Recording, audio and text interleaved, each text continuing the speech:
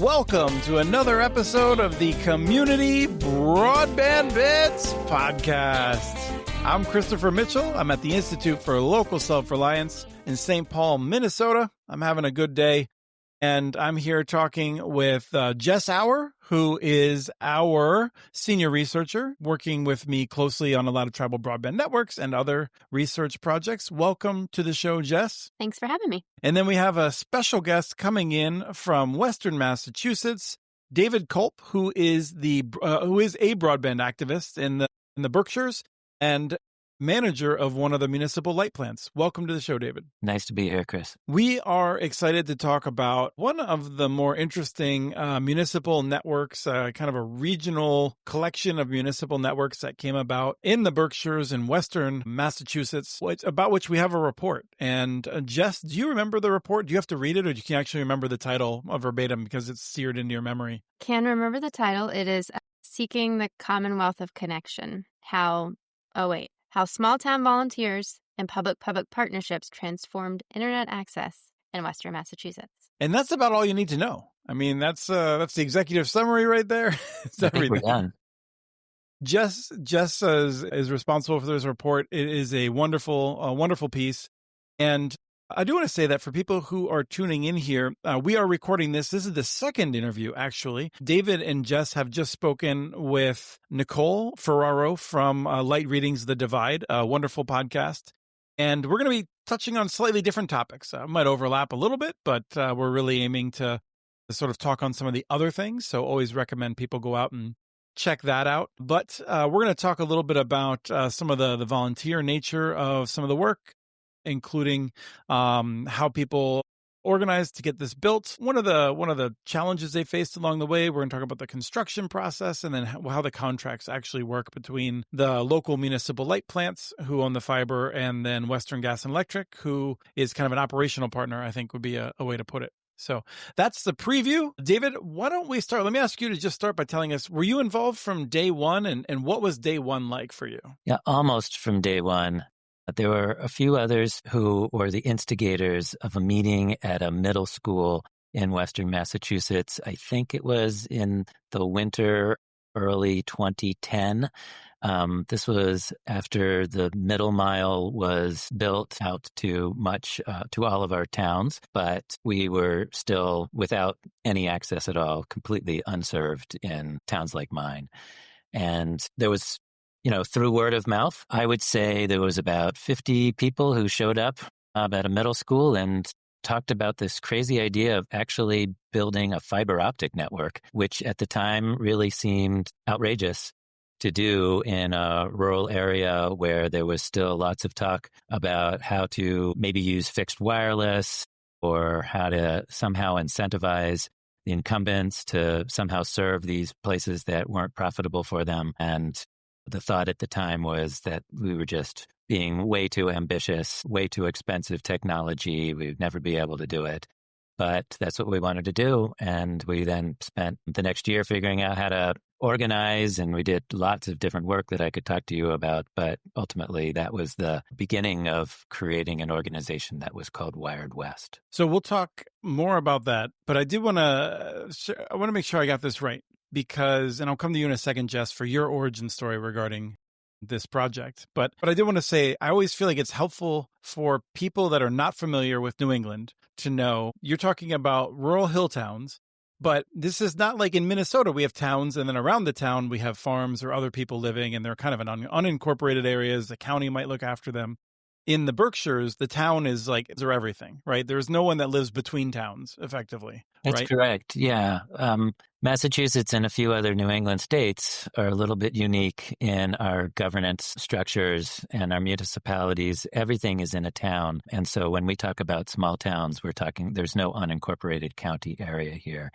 But it also speaks to how we make decisions, because just like in Vermont, in Massachusetts, we all have what's called annual town meeting. And that's where, in a pure democracy, except for in the few cities in Western Mass, all of the residents get together and decide our budget and all of our priorities and any other legal issues for the towns. And so we decide in a pure democracy everything from whether we're going to, what the individual line items for our budget are going to be, or whether we're going to build a fiber optic network in our towns. So it is unique in that respect. We're not talking about everybody is in a small town here. So at the Institute for Local Self-Reliance, I often assign things to people, and I'm like, hey, Jess, I need you to do this thing. I need you to do that thing. Jess, your involvement in this project was a surprise to me in that I didn't know it was a project until I feel like it was nearly done. And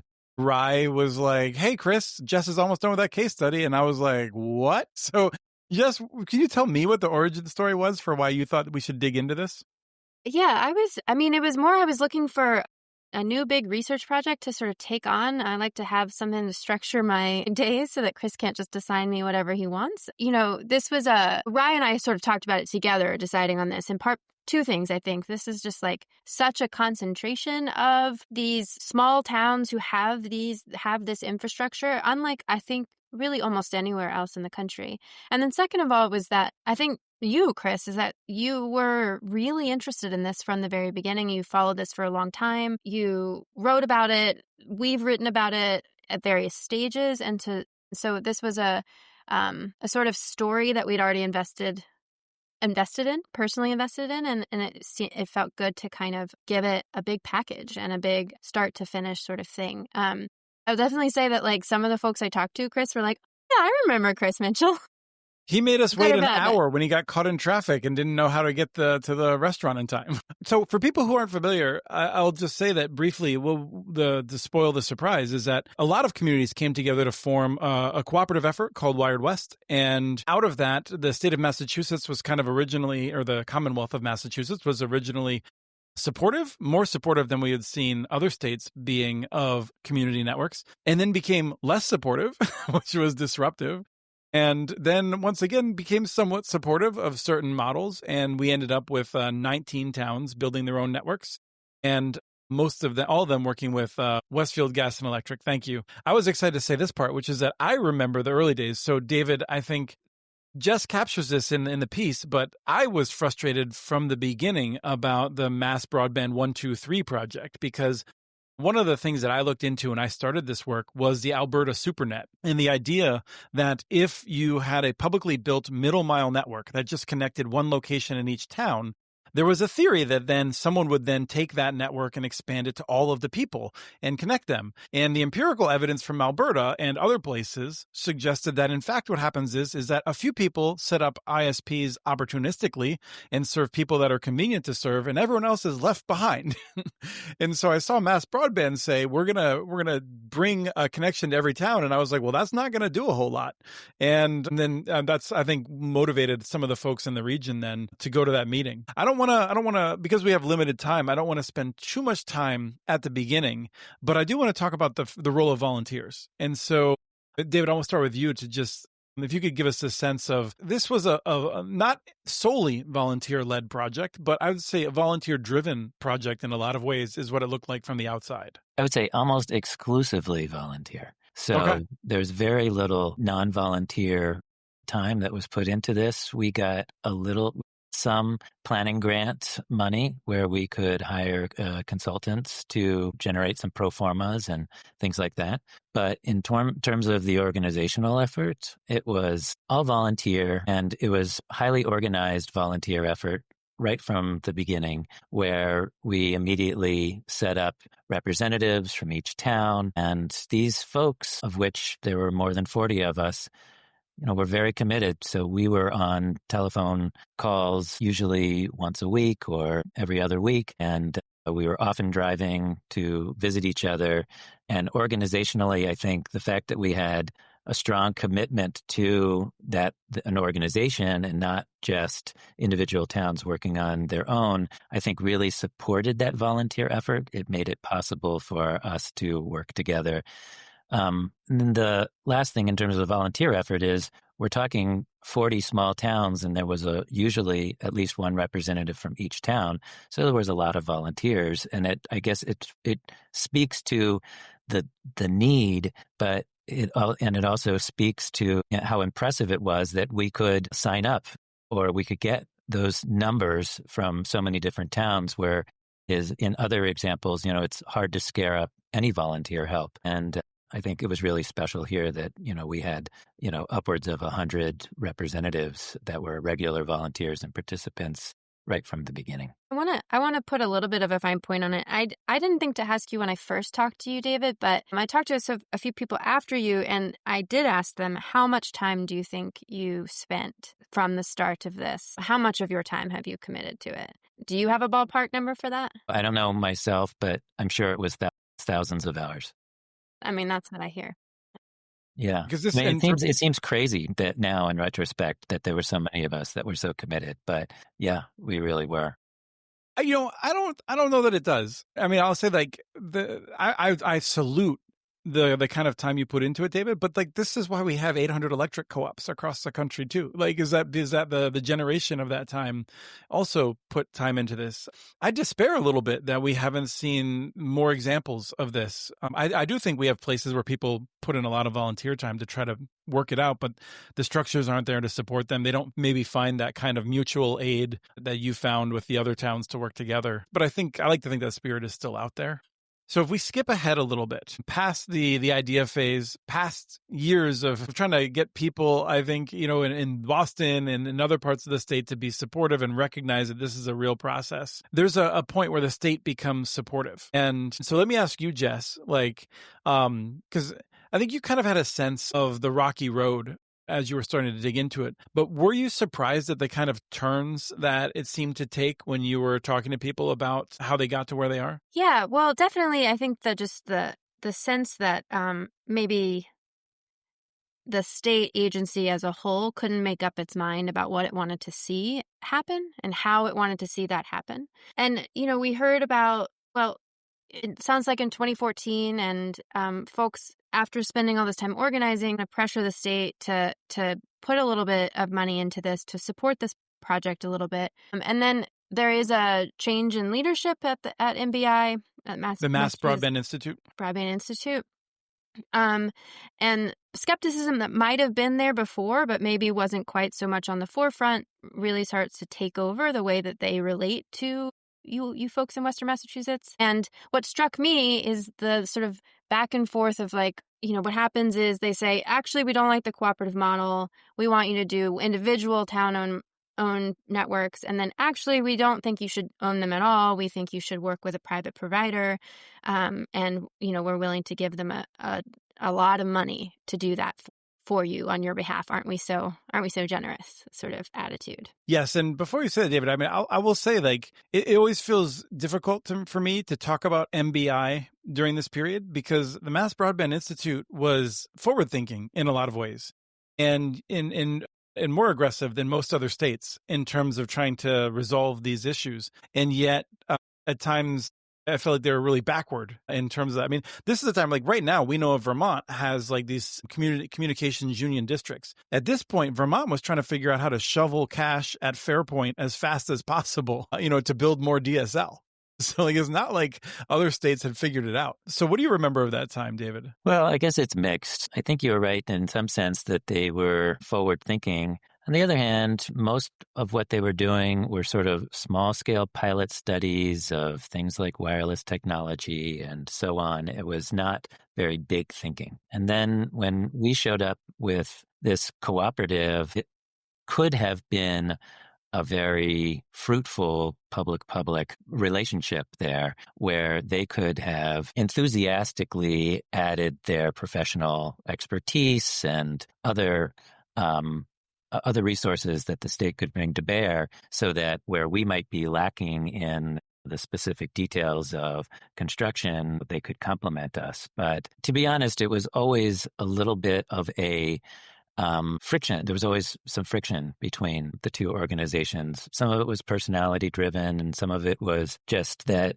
these are bureaucrats who were in Eastern Mass and we were mostly a lot of retirees and other volunteers in Western Mass without that kind of experience with, working with government and so on. And so there was just sort of understandably a lot of kind of friction there. But nevertheless, there was a receptivity to the fact that we were a conduit or a connection to Western Mass to make some progress. And so, we got various planning grants and had regular meetings and so on, and really saw ourselves as potential equal partners for a while. But then, as you said, come around 2014 or something, that sort of tone changed. And there was, maybe there, like Jess said, maybe some of that was just boiling underneath all along and we didn't know it. But it then just became very transparent that, well, they were willing to talk.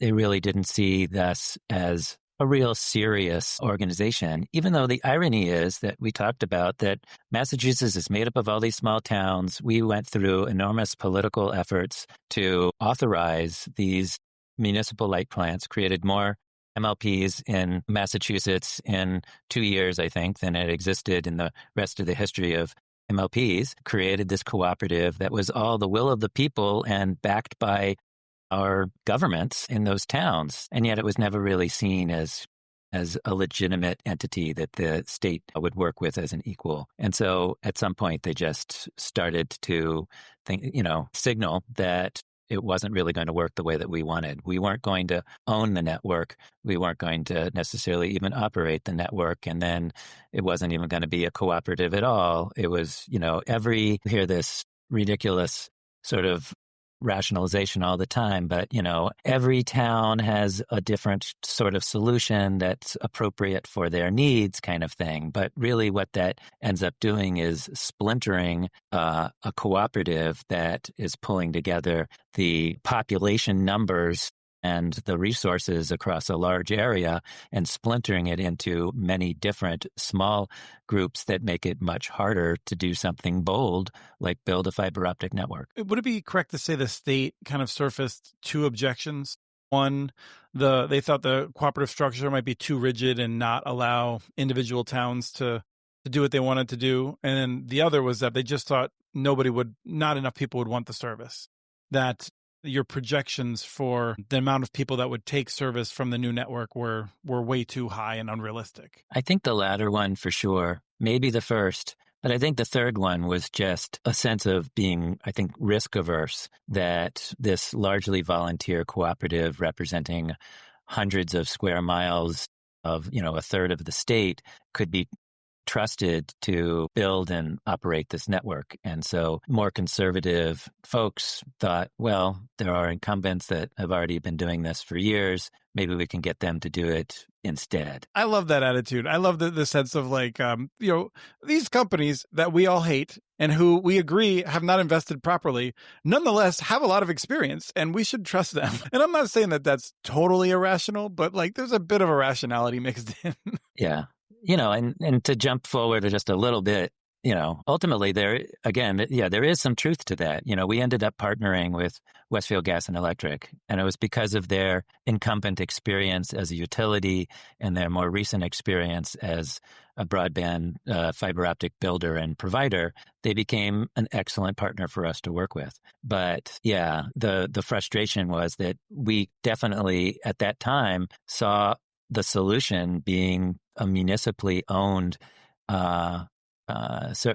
internet service. And we saw a lot of the benefits of that as a nonprofit. And I don't think that the state really saw that as like we did. I also want to say there was this didn't involve Asheville, but this in the record in Beckett, which is another one of the towns that built, there are minutes of a meeting in which the MBI representative was there to try to convince them that they should take this deal with a big cable provider. And he said two things. He said 60 megabytes per second is going to be perfectly fine for a family in the future. 60. Yeah, 60. We don't need any more than that. And he said building a fiber network in Beckett would be like building a highway for two cars. So I think there might have also been a sort of just a thinking that you were asking for too much or you were doing too much for the folks that lived there. It was this is what Christopher Ali, the professor from Penn State now, calls the politics of good enough, right?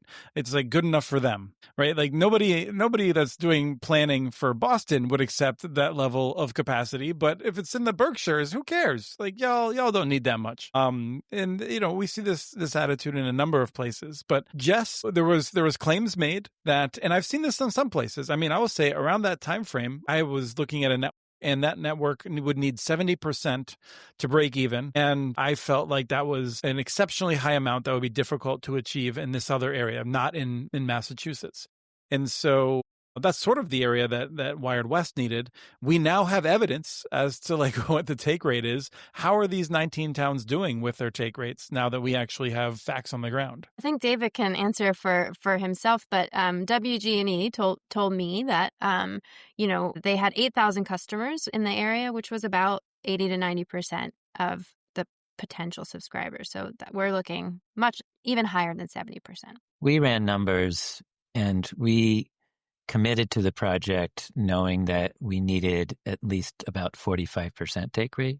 And now in Ashfield, we're at 80%. Right. And 45% is totally reasonable. 70% is a challenge. But the thing that I think we should highlight, and you already said this once, David, is this is not a random issue in which you have an elected body that's making a decision and people are kind of checked out.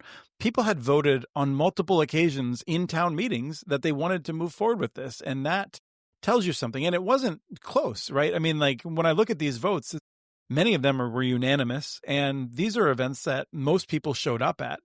You had a real sentiment of people in the course of doing this work, it seemed like. No question about it. I mean, we had larger turnout for these broadband votes than almost any other town meetings that we've had in our town's history, and they were overwhelmingly supportive. So, and Ashfield was not unique in that respect. Even though there was a lot of skepticism at the time, lots of questions, ultimately, almost all the voters were behind it. So, yeah, there. And I attribute that some to our Western Mass and Yankee culture and rural nature and so on, was just this feeling that here is a problem. We don't really think that, anybody's going to come and save us. We really need to fix this ourselves, but we need, a little bit of capital to make this happen. And while it didn't quite turn out the way that we wanted, ultimately that is essentially what happened. We got some capital from the state, some capital from the FCC, and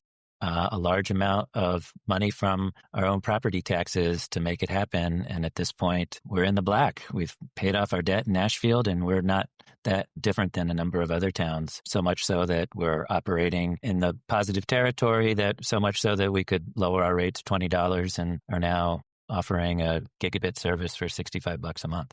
It's really great, which is lower than most people pay for that service anywhere in the United States. Jess, you've been to a fair amount of tribal broadband boot camps. You've done a little bit of construction yourself. When you were digging into how construction went with these Wired West networks, is there anything different that you saw in terms of construction than we see with a standard kind of process for a municipal investment? Well, I don't know. I don't know exactly what you're trying to get me to talk about, but there are a couple of things that I noted. I think all 19 of you hired Westfield Gas and Electric as the owner project manager for the construction as well. And one thing we did see is that folks were saying like having a utility with experience with poles, with attaching two poles, saved towns a lot of money. They knew when to push back when a pole owner was saying you need to replace this pole, or they knew what to expect.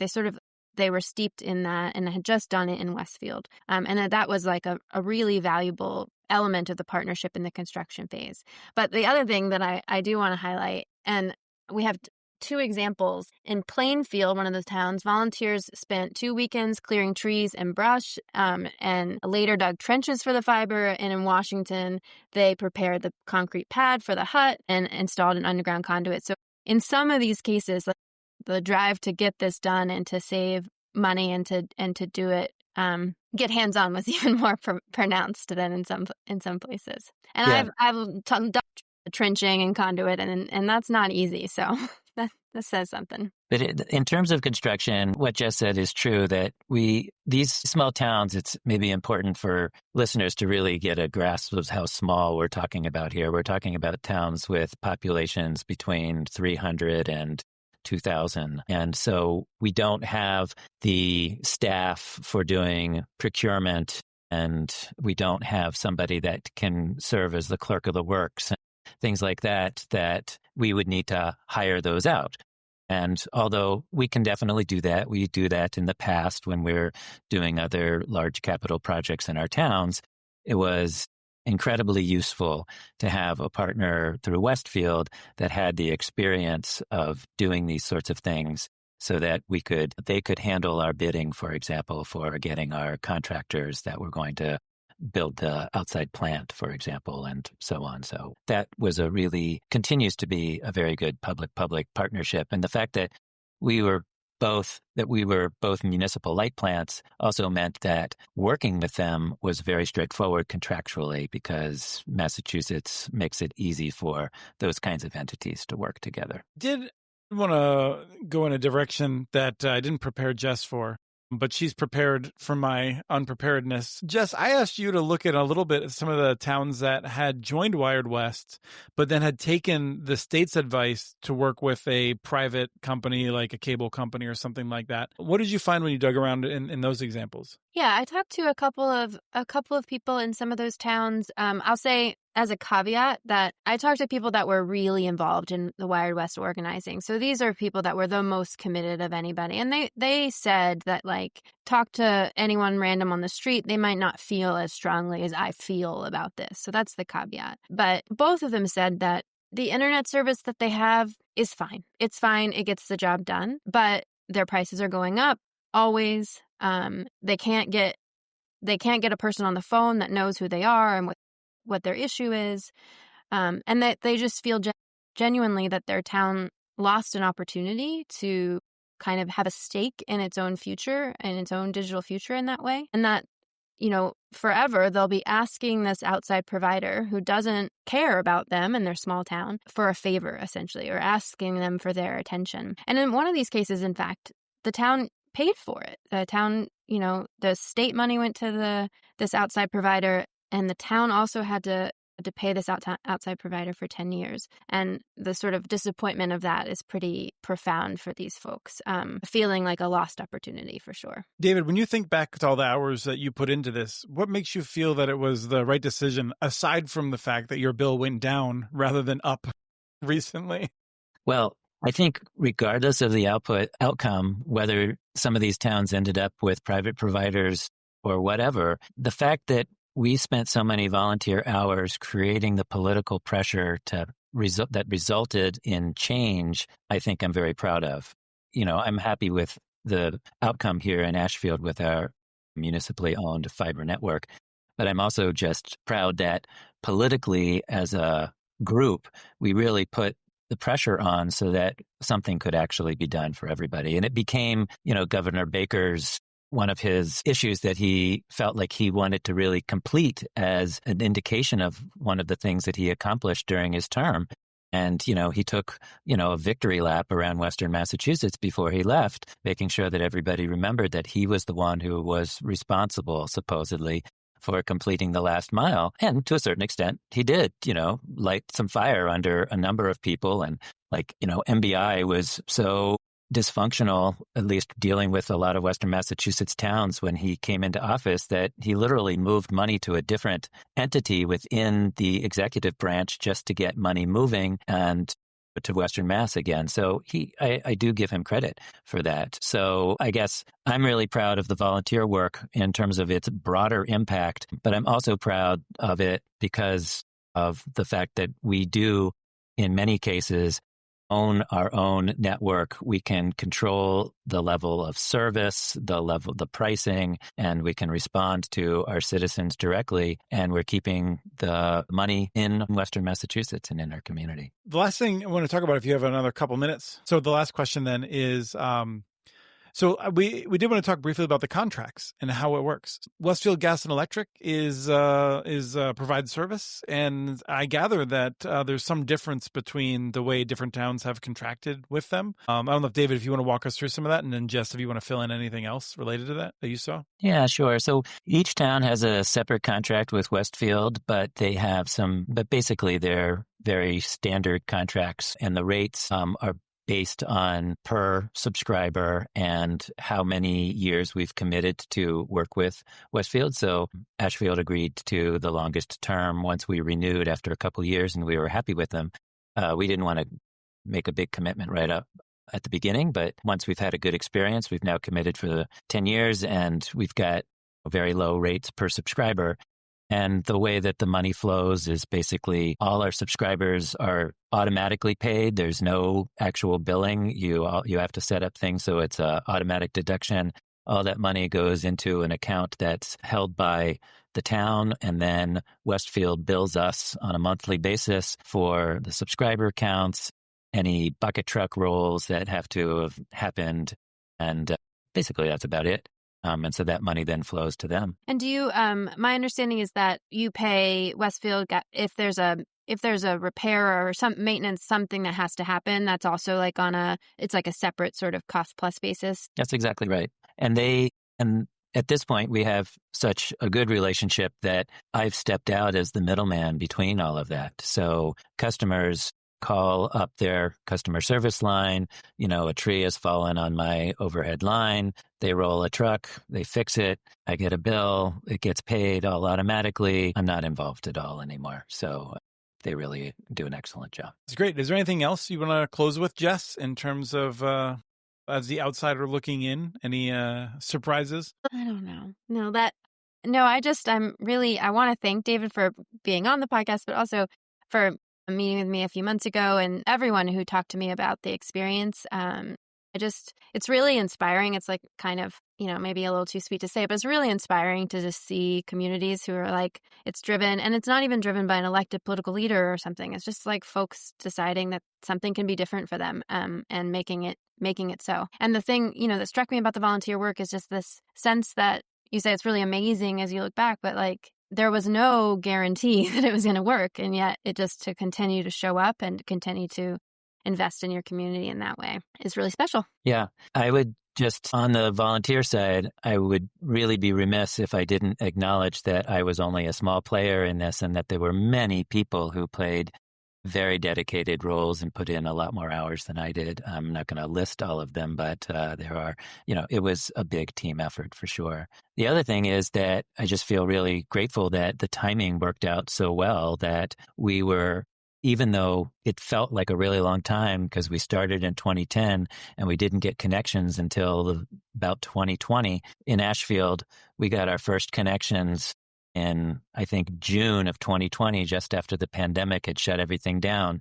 And then in typical kind of small town fashion, we started thinking, what's going to happen for schools in September?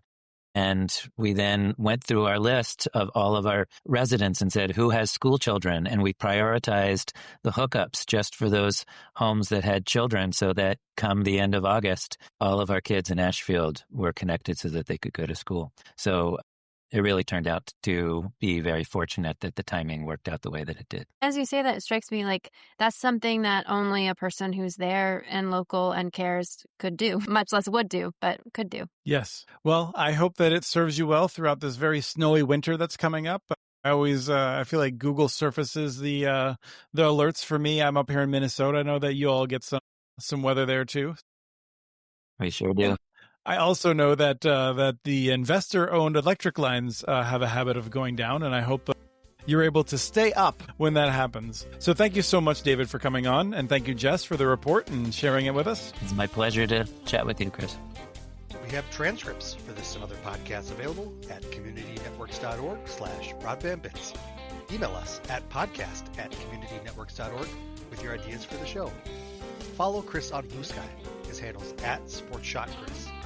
Follow Community Network's stories on Blue Sky. The handle's @CommunityNets. Subscribe to this and other podcasts from Island Star, including Building Local Power, Local Energy Rules, and the Composting for Community podcast. You can access them anywhere you get your podcasts. Catch the latest important research from all of our initiatives if you subscribe to our monthly newsletter at ilsr.org. While you're there, please take a moment to donate. Your support in any amount keeps us going. Thank you to Artie Hughesby for the song Warm Duck Shuffle, licensed through Creative Commons.